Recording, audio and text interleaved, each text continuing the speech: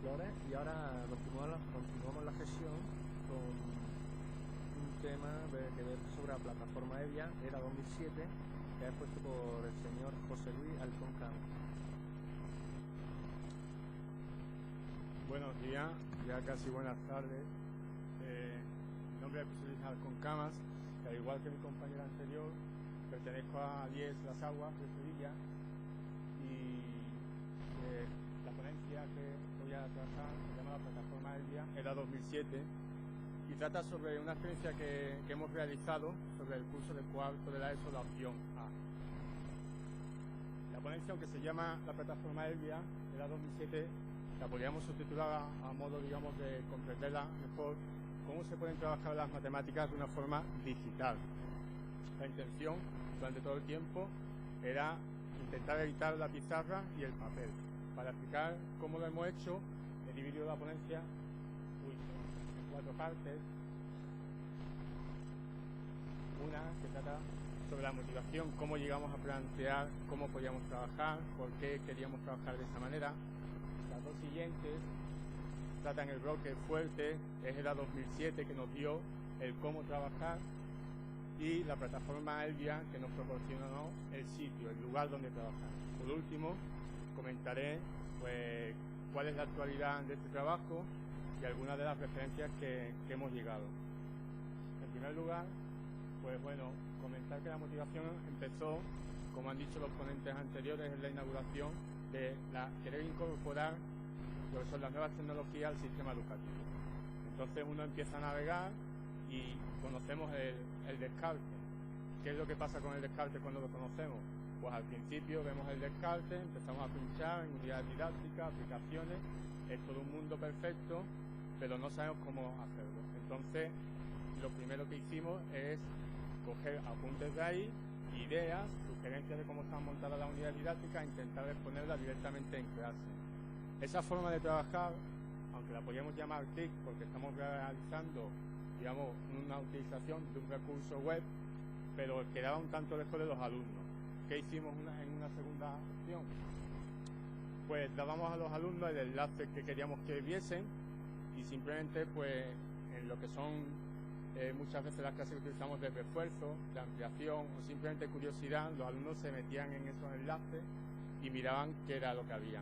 ¿Qué ocurre? Cuando tú dejas a un alumno que se meta en ese tipo de páginas, sube para arriba, baja para abajo, para derecha, izquierda, pero queda todo un poco suelto. No sabe exactamente qué es lo que tiene que buscar. Esa cuestión nos abrió la pregunta que qué podíamos hacer, y la respuesta pues vino, pues vamos a hacer un manual de instrucciones, una guía para que el alumno vaya y sepa qué es exactamente lo que tiene que mirar.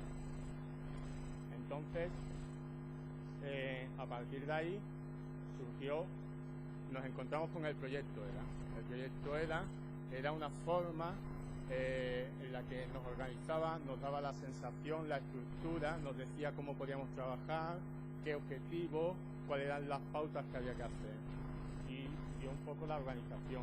Todo esto se tenía que refrendar en un sitio, había que buscar un sitio de comunicación entre profesores, alumnos, donde realizar la actividad, y comentamos que en la Junta de Andalucía tenemos la plataforma educativa EVIA para aquellos centros que son TIC. Bien, como he dicho, cuando soltamos a los alumnos en el descarte, se perdían un poco. Pues ¿qué hicimos? Montar una hoja de instrucciones. Lo primero que pensamos fue una hoja de instrucciones. Esta hoja de instrucciones fue teniendo distintas evoluciones, porque al principio pues detallábamos mucho y quizás los alumnos no acostumbrados a leer y al grano, pues se perdían. Entonces la hoja de instrucciones la dividimos en partes.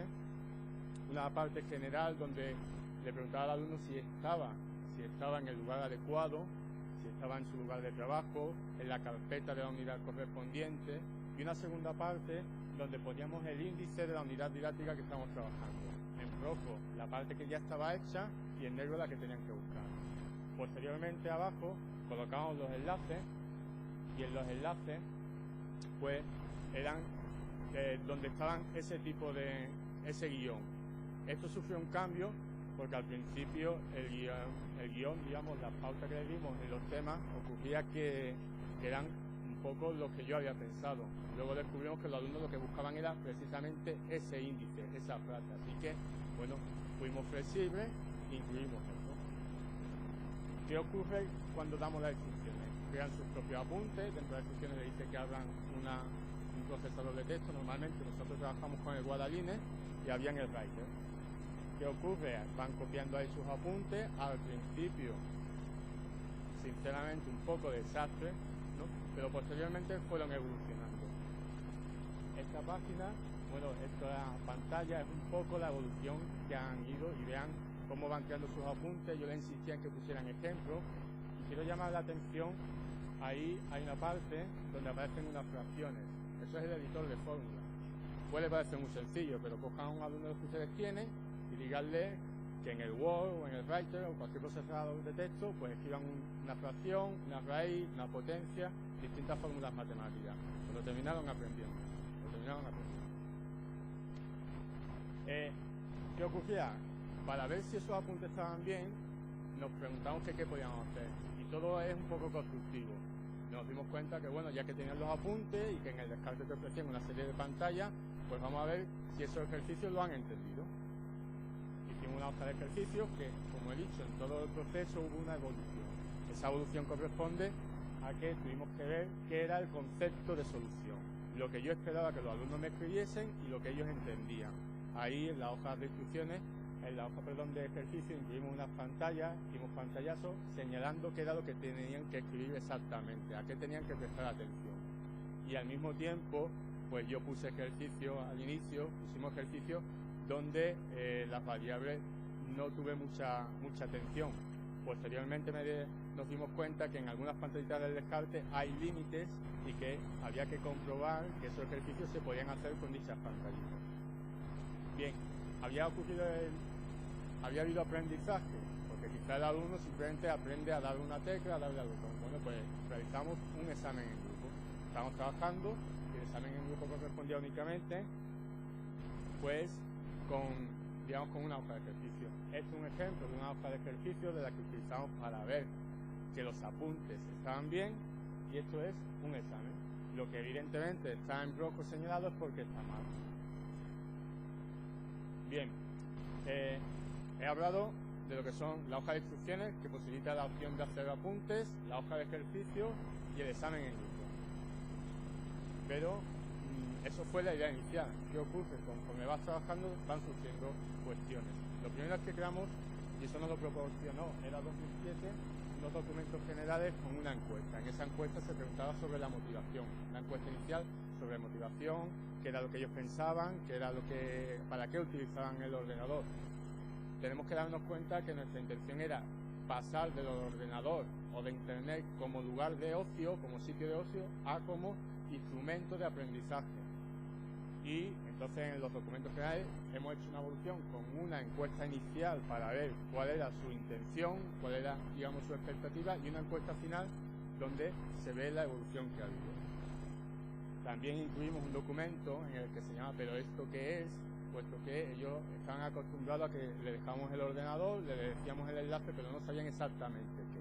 Entonces era el inicio. Y un menú de ayuda. En este menú de ayuda, pues incluimos las preguntas más frecuentes que ellos tenían, de cómo escribir una fracción, de cómo escribir una raíz, de cómo escribir una potencia, y posteriormente incluso estuvimos trabajando con Willis y un enlace y un menú de ayuda a Willis. ¿Cómo trabajamos todo esto? He dicho que EDA 2007 nos proporcionó la organización, la estructura, pero había que mirar un sitio donde, y ese sitio nos lo proporcionó la plataforma educativa ELIA. Para entrar en ella, los alumnos están más o menos acostumbrados, visitamos la página del instituto, ELIA de las Aguas, y en una pestaña, que ahí está señalada, entrar en aula virtual. Te pedía un nombre de usuario y una contraseña, era la validación. Cuando entrábamos ahí, simplemente tú entrabas en lo que era la parte tuya del alumnado, digamos en este caso de los alumnos, entran en la parte de alumnos que tenían que trabajar. El lugar de trabajo de la asignatura Matemáticas de 4, opción A. Ahí montamos todas las cosas en materiales y archivos. ¿Qué diferencia hay cuando entramos en el ELIA para el alumno y para el profesor? El alumno simplemente en este aspecto es el sujeto que recibe. El profesor tiene la opción, digamos, de administrar esa parte. Y he querido señalar con esta pantalla la opción de agregar archivos. ¿Por qué? Porque cuando nosotros metíamos los documentos teníamos que ir marcando el ritmo. No podíamos permitir que los alumnos fuesen al ritmo que ellos quisieran o se relajaran. Entonces había que darle un ritmo y cada vez que entraban pues veían un documento nuevo, veían una hoja de instrucciones nueva y eso quería decir que ya tenían que ir por ahí.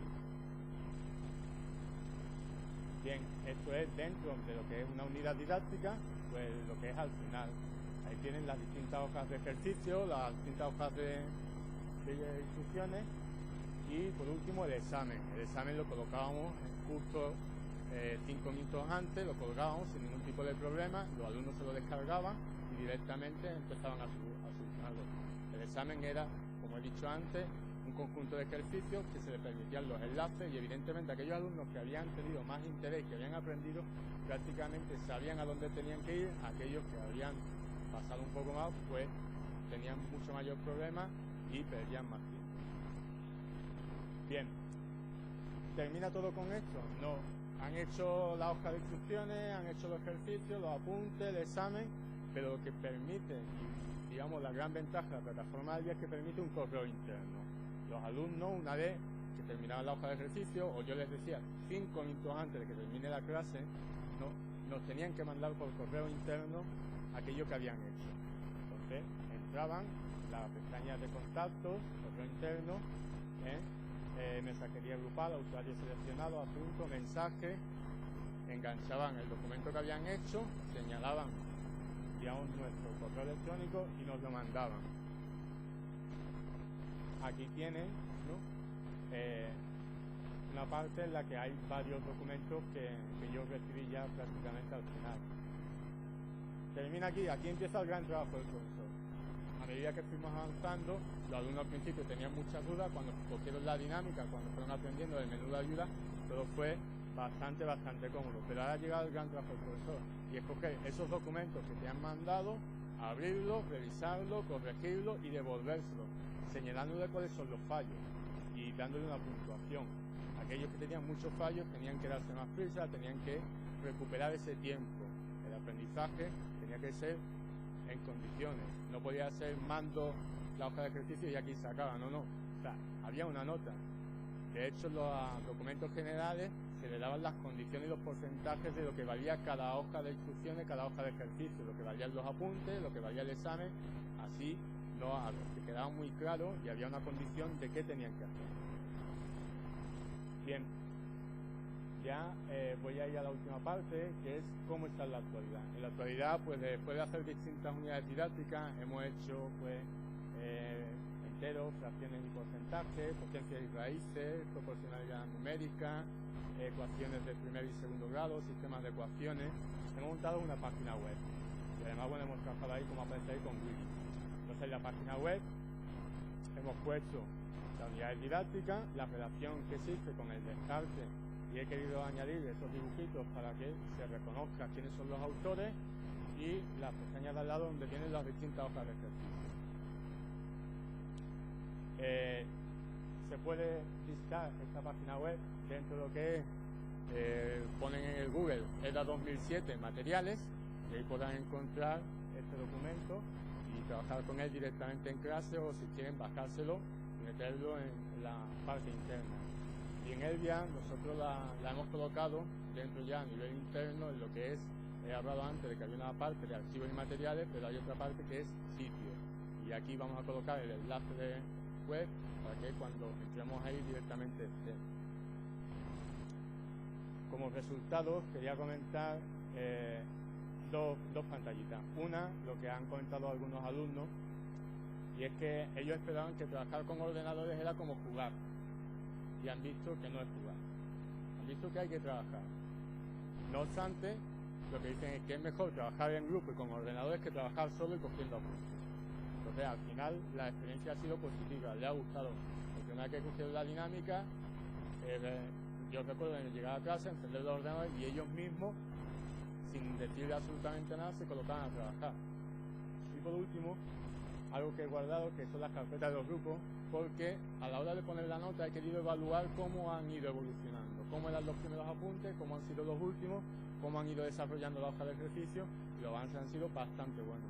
Se ve no solo el aprendizaje matemático, sino se ve que han aprendido a nivel informático a manejar un procesador de texto, a manejar un editor de ecuaciones, a ver lo que es párrafos, lo que es insertar, hacer pantallas, y no solo hay aprendizaje matemático, sino que hay aprendizaje a la hora de crear un documento.